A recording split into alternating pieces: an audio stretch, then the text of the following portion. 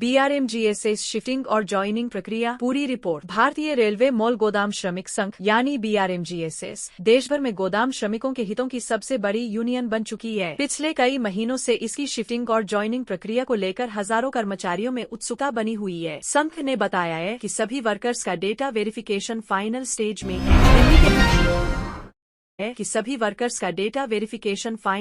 में है। दिल्ली के द्वारका स्थित CLC कार्यालय में 11 जून 2025 को संघ के प्रतिनिधियों की बैठक हुई थी। बैठक में रेलवे से जुड़े वेरिफिकेशन और डाटा क्लियरेंस के मुद्दों पर चर्चा की गई। सोशल मीडिया पर BRMGSS ने ऑल स्टेट वेरिफिकेशन अपडेट का ऐलान किया है, यानी अब हर राज्य में गोदाम श्रमिकों का डेटा जांचा जा रहा है।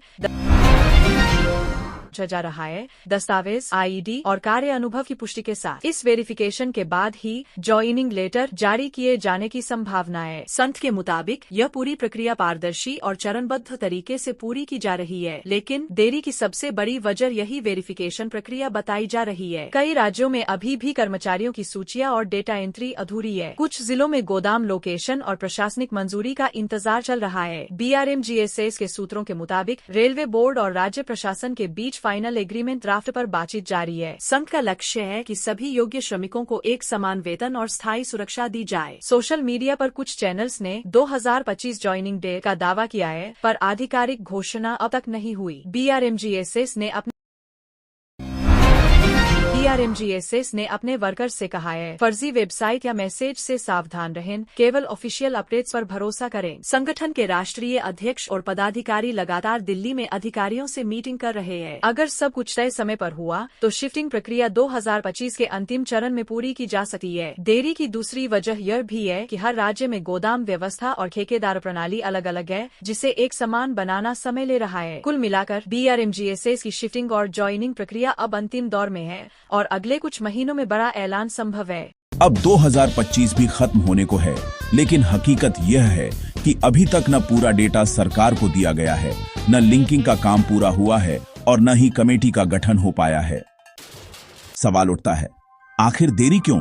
तो इसका सबसे बड़ा कारण है कि हमारे कुछ लीडर लोग समय पर काम नहीं करते। कुछ जगहों पर भ्रष्टाचार, राजनीतिक टालमटोल और दलाली जैसी बातें भी सामने आती हैं। इसी कारण से श्रमिकों की फाइलें अटकी रहती हैं और निर्णय की प्रक्रिया बार बार टल जाती है। आज लाखों श्रमिक भाई BRMGSS की शिफ्टिंग और ज्वाइनिंग का बेसब्री से इंतजार कर रहे हैं। कई लोगों की उम्र निकलती जा रही है, लेकिन इन निकम्मे और नकारा लीडरों तथा सुस्त सरकारी तंत्र की वजह से अब तक यह प्रक्रिया पूरी नहीं हो पाई है। हर दिन उम्मीद लेकर लोग सवाल पूछते हैं, क्या हमारा नंबर आएगा? क्या सरकार अब हमारी फाइलों पर काम करेगी? लेकिन जवाब वही, प्रक्रिया जारी है। फिर भी उम्मीद है, क्योंकि अब कुछ जिम्मेदार नेता इस दिशा में सक्रिय दिख रहे हैं, जैसे कि अरुण कुमार पासवान जी, मनोरंजन कुमार जी और जगदंबिका पाल जी। ये सभी नेता डेटा इकट्ठा करने, कमेटी बनाने और सरकार से बातचीत करने का काम कर रहे हैं। सूत्रों के अनुसार सरकार से मीटिंग्स चल रही हैं और धीरे धीरे प्रक्रिया आगे बढ़ रही है।